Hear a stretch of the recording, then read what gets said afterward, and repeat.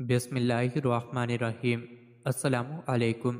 روزانہ واقعات سننے کے لیے اس چینل کو سبسکرائب کریں۔ مولانا رومی رحمۃ اللہ تعالیٰ علیہ بیان کرتے ہیں کہ تالکان کے علاقے کا رہنے والا ایک شخص جس کو شیخ ابو الحسن خرقانی رحمۃ اللہ تعالیٰ علیہ کی زیارت کا بے حد شوق تھا، لیکن راستے کی دوری اور سفر کی مشکلات کا خیال آتا تو خرقان جانے کی ہمت نہ پڑتی۔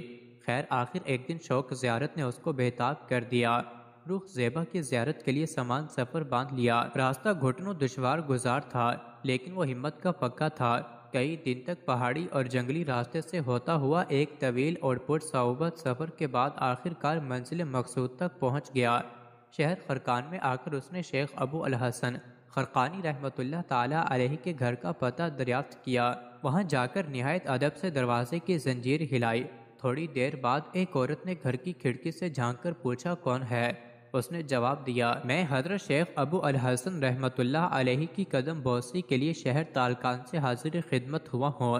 اس عورت نے کہا، واہ میاں درویش، بھلا یہ بھی کوئی مقصد تھا کہ جس کے لیے تو نے اتنا طویل و گھٹن سفر طے کیا ہے؟ معلوم ہوتا ہے تو نے دھوپ میں اپنی داڑھی سفید کی ہے۔ تمہاری عقل و دانش پر رونے کو جی چاہتا ہے۔ کیا تجھے اپنے وطن میں کام دھندہ نہ تھا؟ عقیدت مند یہ ماجرا دیکھ کر ہکا بکا رہ گیا اور اس کی آنکھوں سے آنسو بہنے لگ گئے۔ تاہم اس نے ہمت کر کے پوچھا، حقیقت حال کچھ بھی ہو یہ بتائیے کہ شیخ صاحب ہے کہاں؟ چونکہ وہ عقیدت کا ہاتھ تھام کر آیا تھا، اس کے اس عورت کی باتوں پر خاموش رہا۔ عورت نے جواب دیا، ارے وہ کہاں کا شیخ و شاہ بن گیا، اس نے تو دھوکے کا جال بچھا رکھا ہے۔ تو جیسے احمقوں کو اپنی ولایت کے جال میں پھنسایا ہے، اب بھی وقت ہے جہاں سے آیا ہے الٹے پاؤں واپس چلا جا، ورنہ اس دغا باز کے چکر میں پھنس کر تباہ و برباد ہو جائے گا۔ نہ دین کا رہے گا نہ دنیا کا۔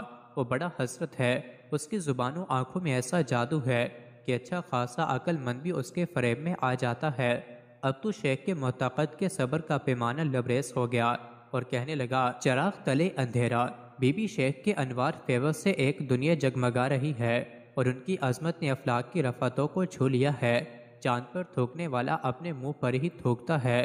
کتا دریا میں گر جائے تو پانی ناپاک نہیں ہوتا۔ آفتاب عالم تاپ لاکھ پھونکے مارے وہ کبھی نہیں بجھ سکتا۔ چمگادڑ رات کے اندھیرے میں اڑنے والی سورج کو نکلنے سے کیسے روک سکتی ہے؟ غرض درویش نے شیخ کی اہلیہ کو ایسی کھری کھری سنائی کہ وہ اپنا سا منہ لے کر رہ گئی۔ وہ آدمی وہاں سے نکل کر شہر کے لوگوں سے شیخ کا پوچھنے لگا۔ کسی نے بتایا کہ وہ جنگل کی طرف گئے ہوئے ہیں۔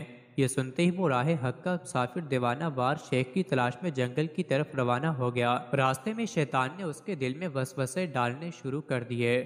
سمجھ میں نہیں آتا تھا کہ آخر شیخ نے ایسی بےہودہ بدتمیز و زبان دراز عورت کو اپنے گھر میں کیوں رکھا ہے۔